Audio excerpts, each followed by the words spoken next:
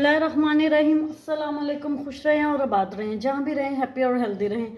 मैं हूँ मैविश और वेलकम करती हूँ आपको किचन विद मैविश में। आज हम बनाएंगे बहुत ही मज़े के कीमा करेले, जो हर एक को खाना बहुत पसंद होते हैं। अमूमन बच्चे इनको नहीं खाते, लेकिन अगर आप मेरे तरीके से बनाएंगे तो बच्चे भी उंगलियाँ चाट जाएंगे।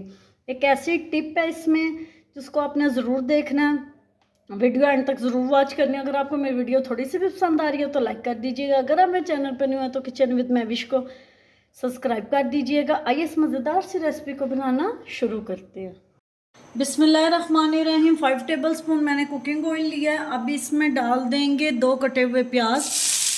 अब इसमें डालेंगे 1 टीस्पून लहसुन और अदरक का पेस्ट। अच्छी तरह इसकी भी भुनाई कर लेंगे। अब इसमें डालेंगे 1 बड़े साइज़ का कटा हुआ टमाटर। अब इसमें डालेंगे मसाले। 1/2 टीस्पून इसमें जाएगा नमक, 1/2 टीस्पून इसमें जाएंगी मिर्चें, 1/2 टीस्पून इसमें जाएगी हल्दी, 1 टीस्पून इसमें जाएगा धनिया पाउडर। बिल्कुल बेसिक से मसाले जो हमारे घर में मौजूद है हम लोग उसी से बनाएंगे। अच्छी तरह मसालों की भी साथ भुनाई कर लेंगे। अब इसमें डालेंगे जी कीमा। 1/2 kg मैंने चिकन का कीमा ले लिया, वो डाल लेंगे। अब अच्छे से इसकी भुनाई करेंगे कीमे की इन मसालों के साथ। चला जी, आप देख सकते हैं कीमा हमारा बहुत अच्छे से भुन गया।